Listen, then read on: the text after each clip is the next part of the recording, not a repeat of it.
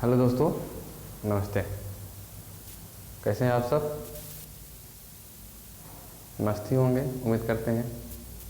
दोस्तों, हम भूगोल का सीरीज पढ़ रहे हैं और भूगोल की सीरीज में हम लोगों ने बहुत सारी चीज़ें पढ़ ली।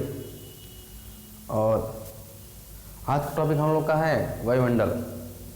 आज हम समझेंगे वायुमंडल की संगठन, वायुमंडल में होने वाली घटनाएं, वायुमंडल का एक्चुअल महत्व क्या है, क्या जरूरत है वायुमंडल, इसको समझेंगे।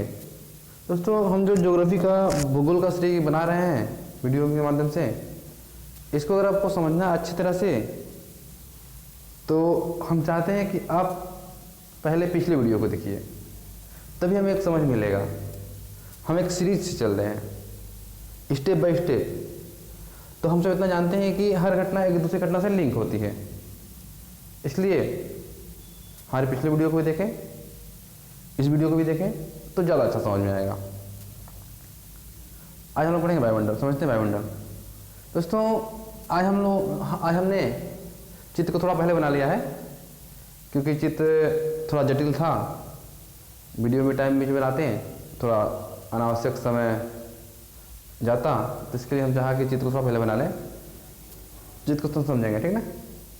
इसके पहले थोड़ी सी हम समझ लें कि वायुमंडल है क्या। वायुमंडल क्या है? वायुमंडल पृथ्वी का भाग है या नहीं? दोस्तों, वायुमंडल एक गैसों का ऐसा आवरण जो पृथ्वी के ऊपर चारों ओर फैला हुआ है पृथ्वी के ऊपर, परंतु यह पृथ्वी का ही भाग है, पृथ्वी से अलग बिल्कुल नहीं है। इन गैसों में भी गुरुत्वाकर्षण बल काम करता है, इसी बल के कारण ही गैस है। अगर गुरुत्वाकर्षण बल काम ना करे तो गैसें पता नहीं कहाँ चली जाएंगी, उड़ जाएंगी। तो अगर पृथ्वी का गुरुत्वाकर्षण बल काम कर रहा है तो पृथ्वी का ही भाग है। इन भाग में पृथ्वी का प्लायन वेग, गुरुत्वाकर्षण बल सारे काम करते हैं, इसी कारण है कि पृथ्वी का भाग है। अगर हम इसको सटीक रूप से परिभाषा में समझें तो पृथ्वी के चारों ओर गैसों का एक विशाल आवरण पाया जाता है, जो पृथ्वी का अभिन्न अंग है, वायुमंडल कहलाता है। यह हमारा सिस्टम से परिभाषा हो जाएगी। अब समझते हैं वायुमंडल में विभिन्न प्रकार की गैसें पाई जाती हैं। गैसों में सर्वाधिक nitrogen, oxygen, argon, carbon dioxide, helium, ozone, भिन्न भिन्न गैसें पाई जाती हैं। ठीक, सबसे ज़्यादा पाई जाती है नाइट्रोजन, लगभग 78%। फिर पाई जाती है ऑक्सीजन, लगभग 21%। इसके बाद क्रमिक रूप से और भी गैसें मिलती हैं। ठीक, जैसे मैंने बताया आर्गन, कार्बन डाइऑक्साइड, हीलियम, 10 से 9 पे आता है ओजोन। अब बात करें कि यहाँ से हम ऊपर देखते हैं तो बहुत ऊपर दिखाई देता है, सूर्य वायुमंडल दिखाता है। तो वायुमंडल की ज़्यादातर गैसें कहाँ हैं? वायुमंडल की ज़्यादातर गैसें पृथ्वी के पास ही हैं, हम लोग के पास ही हैं। हम यहाँ से जहाँ भूपटल पे हैं, भूपटल से 5.5 किलोमीटर ऊंचाई तक जाएं तो वायुमंडल की लगभग 50% एरिया कवर कर लेते हैं, सिर्फ और सिर्फ 5 किलोमीटर, 5.5 मान लीजिए। इसके बाद 16 किलोमीटर की ऊंचाई जाएंगे तो 75%, 32 किलोमीटर में 99%। ये समझ लीजिए कि 5.5 किलोमीटर की ऊंचाई पर 50%, 60 किलोमीटर की ऊंचाई पर 75%, 32 किलोमीटर की ऊंचाई पर 99% वायुमंडल का भाग पाया जाता है। मतलब ये समझिए कि वायुमंडल में जितने भी गैसें हैं सब के सब नीचे ही हैं, ऊपर कुछ नहीं, ऊपर टोटली विरल है, गैसें नहीं पाई जाती हैं। और हम एक चीज और समझें अभी थोड़ी देर पहले कि वायुमंडल में सर्वाधिक गैसें पाई जाती है नाइट्रोजन, फिर ऑक्सीजन, फिर आर्गन। दोस्तों, अगर हम बात करें मोटे तौर पर तो 78% नाइट्रोजन, 78%। फिर ऑक्सीजन 21%। अब बात करें हम तो जोड़ दें 99% समथिंग, लगभग यही दो गैसें हैं।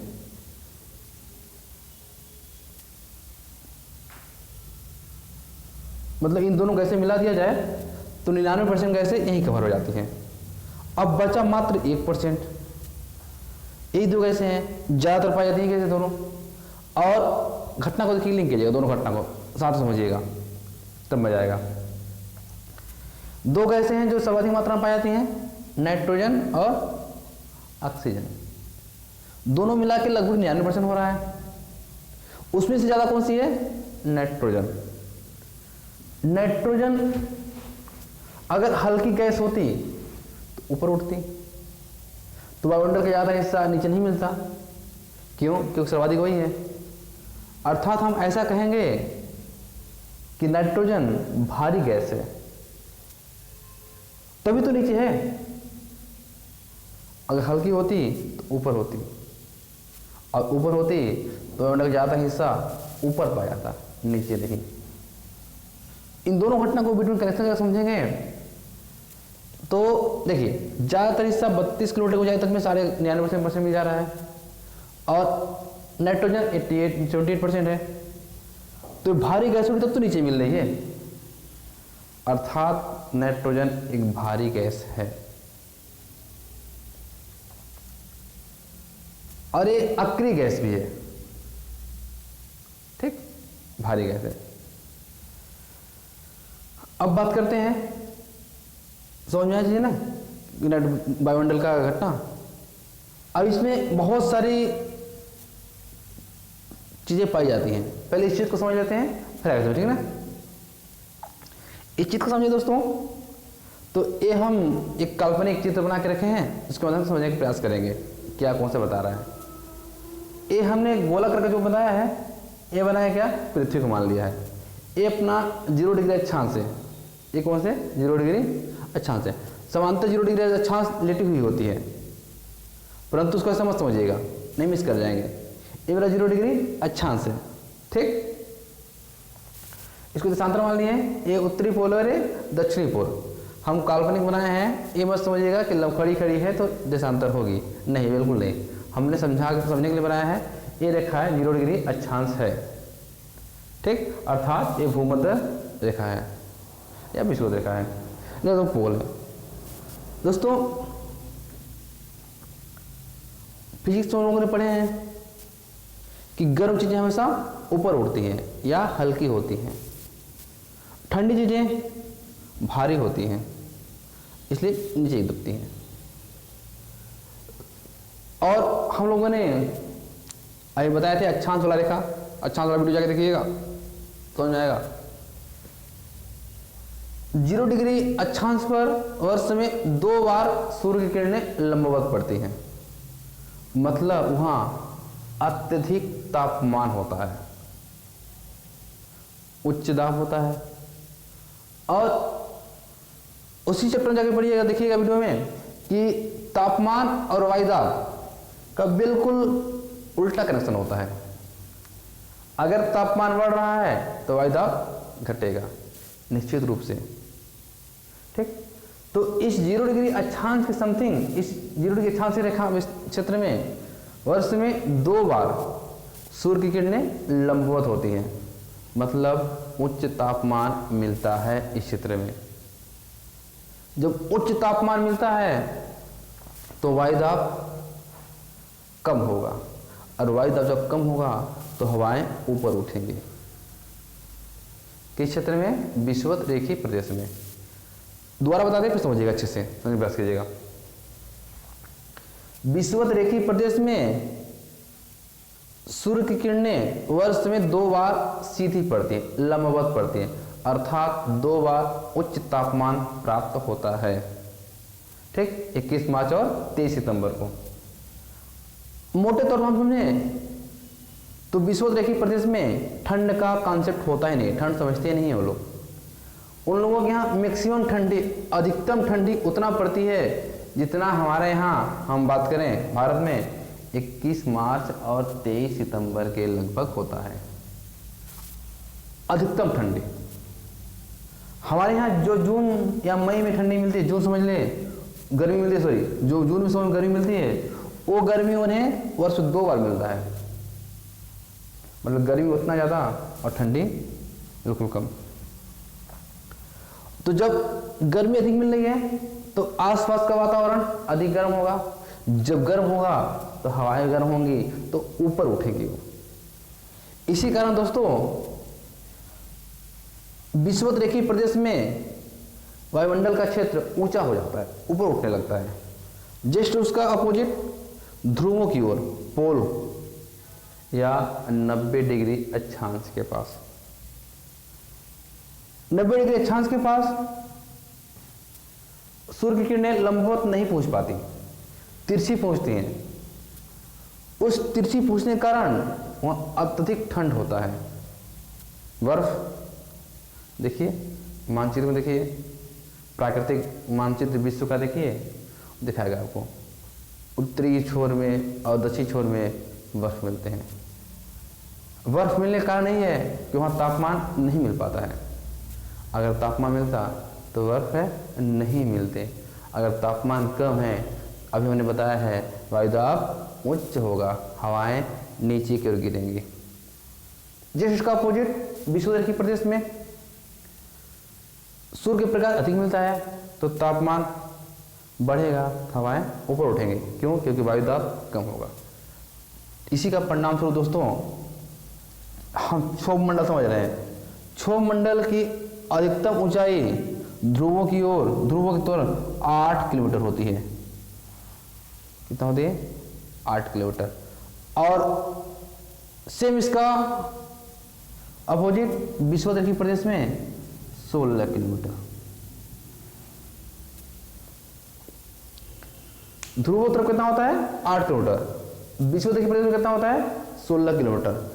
कारण हमने बताया है, समझे क्यों? इस क्षेत्र में ठंड अधिक होती है तो वायुदाब कम होता है। सॉरी उल्टा बोल दिया मैंने। इस प्रदेश में ठंड अधिक होती है तो वायुदाब उच्च होता है। इस प्रदेश में गर्म अधिक होती है, इसलिए वायुदाब निम्न होता है। ठीक दोस्तों, ये जो हमने मंडल लिख रखा है, क्षोभ मंडल, समताप मंडल, मध्य मंडल, आयन मंडल, वायुमंडल, ये वायुमंडल की कुछ परतें हैं। अध्ययन के सुविधा के दृष्टि से वायुमंडल की पृथ्वी के ऊपर ज्योग्राफिकल विद्वानों ने, भूगोल वेत्ताओं ने उसको परत बाय परत बांट के रखा है, जिससे हमको, आपको समझने में आसानी हो। इसे 5 परत दे दिया गया है। नंबर 1 क्षोभ मंडल, नंबर 2 समताप मंडल, नंबर 3 मंद मंडल, नंबर 4 आयन मंडल, नंबर 5 वायुमंडल। इन सब का ऊंचाई भी समझेंगे हम, और इन सभी परतों की विशेषता अलग अलग होती है। अभी हम कहाँ हैं? क्षोभ मंडल में। क्षोभ मंडल दोस्तों हम ऊंचाई समझे अभी कि ध्रुवों की ओर अधिकतम ऊंचाई 8 किलोमीटर होती है और विषुवत रेखीय प्रदेश में 16 किलोमीटर होती है। दोस्तों इस प्रदेश में या इस मंडल में, मंडल कहें जा सकेगा, इस मंडल में हम जैसे भूपटल से या पृथ्वी के ऊपरी सतह से जैसे जैसे ऊपर जाएंगे तापमान घटता है। ध्यान सुनिएगा, तापमान घटता है और घटने का जो पैरामीटर है 165 मीटर ऊपर जाने पर 1 डिग्री तापमान कम होता है। ध्यान रखिएगा, किस मंडल की बात कर रहे हैं हम लोगों ने? क्षोभ मंडल की बात कर रहे हैं। 165 मीटर ऊपर जाने पर 1 डिग्री तापमान कम होता है। इसी के परिप्रेक्ष्य में एक क्वेश्चन, बहुत महत्वपूर्ण क्वेश्चन है, जो अक्सर परीक्षाओं में पूछा जाता है। दोस्तों आपको अगर याद हो तो अफ्रीका महाद्वीप की सबसे ऊंची चोटी किलिमंजारो तंजानिया में है, और तंजानिया विषुवत रेखीय प्रदेश में ही है। अर्थात जहां उच्च तापमान मिलता है। उच्च तापमान मतलब वर्ष में 2 बार अत्यधिक गर्मी मिलती है, ठंडी का कॉन्सेप्ट ही नहीं है। फिर भी क्वेश्चन बनेगा, क्वेश्चन बोलते समझिएगा, किलिमंजारो या अफ्रीका महाद्वीप की सबसे ऊंची चोटी विषुवत-रेखीय प्रदेश में स्थित है, फिर भी उसकी चोटी पर या अधिकतम ऊंचाई पर बर्फ पाया जाता है, क्यों? इसका आंसर दोस्तों होगा कि क्षोभ मंडल में ऊंचाई बढ़ने के साथ साथ तापमान में गिरावट आती है, और गिरावट का दर होता है 165 मीटर ऊपर जाने पर 1 डिग्री तापमान गिरता है। समझ में आया? ठीक है। ये तापमान गिरने का दर इसी दर से गिरता है, और गिरते गिरते जब हम क्षोभ सीमा पर पहुंचते हैं, अर्थात क्षोभ मंडल के ऊपरी परत में पहुंचते हैं, सब ऊपरी पहुंचते हैं, तो ध्रुव वाले क्षेत्र में -60 डिग्री तापमान तक पहुंच जाता है। ध्रुवीय प्रदेश में -60 डिग्री मतलब पूरी ठंड, -60 डिग्री बहुत होता है, तापमान पहुंच जाएगा क्षोभ मंडल के ऊपरी सीमा में। दोस्तों क्षोभ मंडल कैसे समाप्त होगा? उसी के एक बार होती है क्षोभ सीमा बनाया जाता है, उसकी ऊंचाई मोटाई होती है 1.5 किलोमीटर। 1.5 किलोमीटर। एक चीज और समझते हैं इसमें, इस मंडल में, क्षोभ मंडल में, क्षोभ मंडल में जो हवाएं चलती हैं क्षैतिज चलती हैं। क्षैतिज चलने के कारण यह होता है कि जो हमारे वाणिज्यिक विमान होती हैं, एरोप्लेन, उनको चलने के लिए इस जगह यह मंडल उपयुक्त नहीं होता। क्यों? क्योंकि अगर ये समझ लें कि हम समझते हैं, इधर मिटाते हैं, इसको मिटाते हैं, करते ठीक ना, इसको डाटा लिख लीजिएगा, महत्वपूर्ण डाटा है।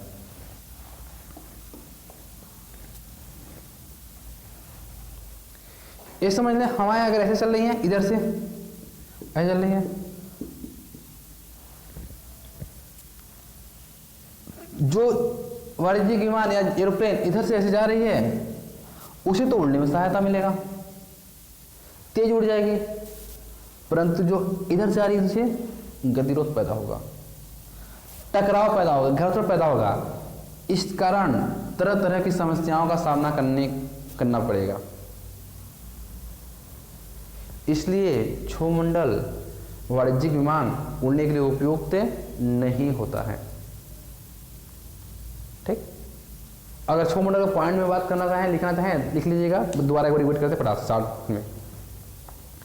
इस मंडल में ऊंचाई के साथ तापमान घटता है, हवाएं क्षैतिज चलती हैं, वायुयान उड़ने के लिए उपयुक्त नहीं होता है। ठीक, ऊंचाई देख लीजिएगा, बता दिए हैं। अब बात करें हम समताप मंडल। दोस्तों समताप मंडल की जो ऊंचाई होती है, अधिकतम ऊंचाई 50 किलोमीटर तक होती है। कहां से? 0 से, मतलब यहां जहां हम लोग हैं, यहां से 50 किलोमीटर ऊंचाई पर जाने पर समताप मंडल समाप्त हो जाता है। इस मंडल में अगर तापमान संबंधी में हम विशेषता समझें, तापमान तो बढ़ता है, परंतु इतना नहीं बढ़ पाता कि तापमान प्लस में आए। क्यों? क्योंकि क्षोभ मंडल के ऊपरी परत में जाते जाते तापमान -60 तक पहुंच गया है लगभग। तो तापमान अगर बढ़ रहा है तो उसे कवर करेगा ना, पहले 0 आएगा, इसके बाद ना बढ़ेगा। जैसे कि समझते हैं दूसरी भाषा में, अगर हम -60 हैं तो कवर कर देंगे, पहले 0 आएगा, इसके बाद बढ़ेंगे ना। तो बढ़ तो रहे हैं, तो बढ़ तो रहा है, लेकिन इतना नहीं बढ़ पाता कि तापमान प्लस में आए। कहीं कि प्लस में आता है 2-4 डिग्री, वो मायने रखेगा, औसतन 0 डिग्री तक ही पहुंच पाता है।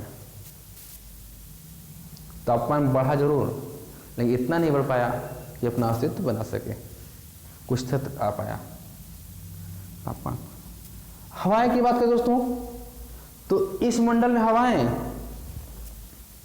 क्षैतिज न चलकर लंबवत चलती हैं, ऐसे ऐसे ऐसे ऊपर नीचे ऊपर नीचे ऊपर नीचे चलती हैं।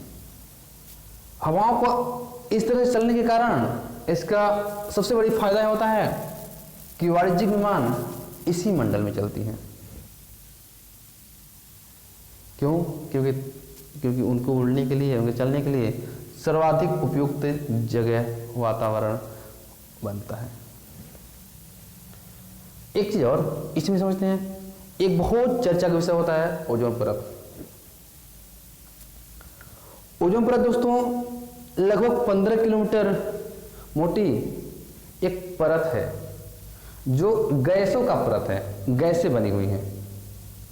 उसकी ऊंचाई 20 से 35 किलोमीटर के मध्य होता है, जो हमारे वायुमंडल का एक सुरक्षा कवच भी कहते हैं उसे, जो सूर्य से आने वाली हानिकारक परावैंगनी जो किरणें होती हैं उनको रोक लेता है, अवशोषित कर लेता है, जिसके कारण वो किरणें धरातल तक नहीं पहुंच पाती, हमें सुरक्षा मिलती है। अगर वो किरणें हमारे धरातल तक पहुंचे तो तरह तरह की घटनाएं होंगी। उसमें नहीं आते क्योंकि हम बाउंड समझ रहे हैं।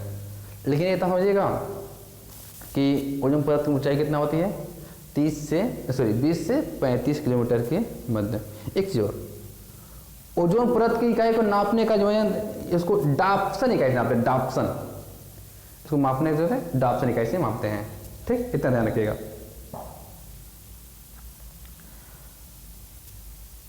अब बात करते हैं मध्यमंडल। दोस्तों मध्यमंडल में हम जाएंगे तो मध्यमंडल में तापमान पुनः घटता है और यहां तक 0 तक पहुंचे थे, यहां घटते घटते घटते घटते -80 तक पहुंच जाता है। मध्यमंडल तापमान घट के -80 पहुंच जाता है। और इसकी ऊंचाई की बात करें तो 80 किलोमीटर तक। ठीक, और विस्तार को विशेष नहीं इसमें बचना समझिएगा कि तापमान घटता है और घट के -80 पहुंच जाता है और इसकी ऊंचाई 80 किलोमीटर तक होती है। अब बात करें आयनमंडल। इसकी ऊंचाई 80 से 640 किलोमीटर के मध्य होती है। इसे कई परतों में बांटा गया है, D, E, F1, F2 और G। नीचे शुरू होता है, अगर समझे तो ऐसे आएगा, ऐसे बढ़ रहा है। सबसे नीचे D होगी और सबसे ऊपर G होगा। जैसे हम आयन मंडल क्रॉस करेंगे, इस मंडल में आने के बाद तापमान निरंतर बढ़ता जाता है और लगातार बढ़ते जाता है, ऊपर तक बढ़ेगा। किसमें? आयन मंडल में। इस मंडल की बात करें तो वर्तमान में सबसे उपयुक्त मंडल यही है, सबसे उपयुक्त परत यही है। जितने भी उपग्रह हैं, सैटेलाइटें हैं, सब इसी उपग्रह में रहती हैं। दोस्तों जैसे जैसे हम ऊपरी परत में जाएंगे, सैटेलाइट की क्षमता बढ़ती जाती है। जैसे कि बात करें डी परत में जो भी उपग्रह स्थापित किया जाएगा उसकी क्षमता होगी दीर्घ रेडियो तरंगों को परावर्तित कर सकेगा। किसमें? डी वाले में। जैसे पुराने जमाने में आता था दूरदर्शन, रेडियो तरंगे के माध्यम चलता था। हम देखते थे घर में टीवी चल रही है, बाहर से अगर कोई गाड़ी निकल जाए तो उसका पिक्चर क्वालिटी डैमेज होने लगेगा, हिलने लगेगा, क्लियरिटी गायब हो जाएगी। क्यों? क्योंकि उसकी भेदन, उसकी जो रेडियो तरंगे हैं उसकी क्षमता उच्च नहीं है। इसके बाद आया ई परत। ई परत में डी से थोड़ी सी उच्च हुआ, मतलब उसमें मध्यम, अगर कहें मध्यम रेडियो तरंगों को परावर्तित करने लगा तो सही होगा, परंतु इतना मध्यम नहीं आ पाया कि सुविधा अच्छी हो सके। थोड़ा सा इससे विकास जरूर किया। जब हम F में गए तो F1 आया, F2 आया। F1 F2 में दोस्तों इसमें तो लघु छोटे छोटे रेडियो तरंगों को परावर्तित करने की क्षमता हो जाती है, जिसका परिणाम स्वरूप आज के दौर में mobile, disc cable, Videocon, DTH, D2H, Tata Sky, इसके जो उपग्रह लगाए गए हैं इसी लेयर में होते हैं। एफ में FM शहरों में देखेंगे आप कि FM वाले, ऑटो वाले FM लगा लेते हैं, ऑटो चल रही स्पीड में और गाना बजते रहता है, उसका नेटवर्क बिल्कुल नहीं करता। क्यों? क्योंकि विकास कर गया है। माइक्रो छोटे छोटे रेडियो तरंगों को प्रभावित करने की क्षमता हो जाती है।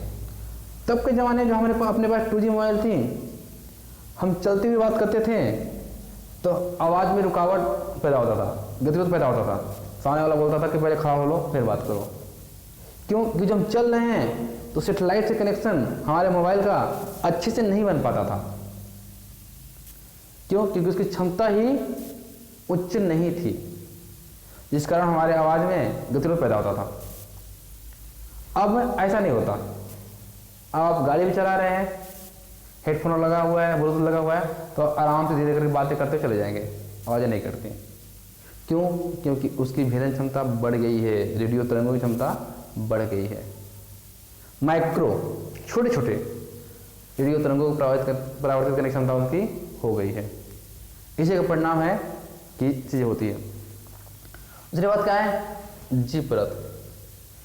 जी परत ये ऐसा परत है, इसमें सभी तरह के, चाहे छोटे हों, बड़े हों या मध्यम हों, सभी तरह के रेडियो तरंगों को परावर्तित करने की क्षमता होती है।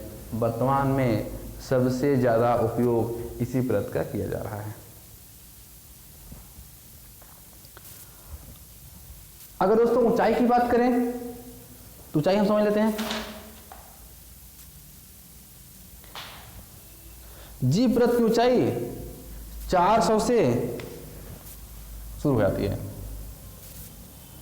बाकी 640 तक मान लीजिए, या वो मान लीजिए 400 से, बाकी सब नीचे हैं, और शुरू होता है 80 से। जैसे जैसे ऊपर जाएंगे उनकी क्षमता बढ़ जाएगी।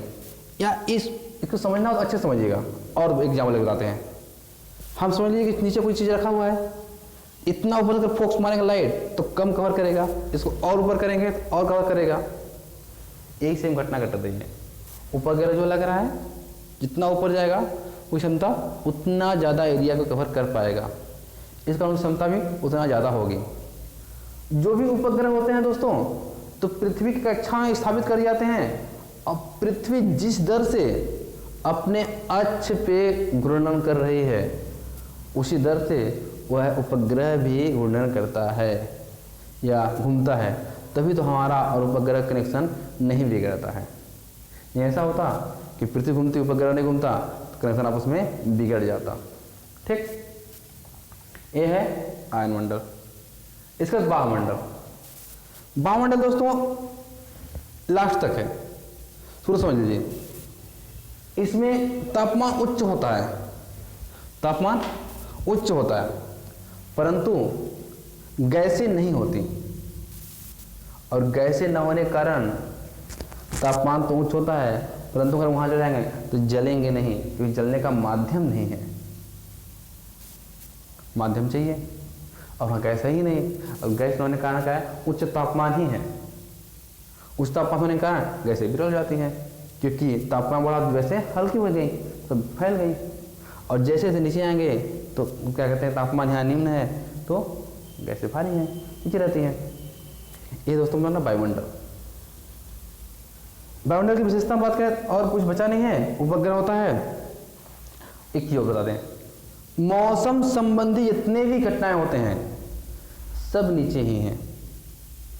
अधिकतर घटनाएं क्षोभ मंडल में ही कंप्लीट हो जाती हैं, इसको ऊपर जाने की जरूरत नहीं पड़ती। क्षोभ मंडल में ही वर्षा, आंधी तूफान सब क्षोभमंडल में इस कंप्लीट हो जाती हैं।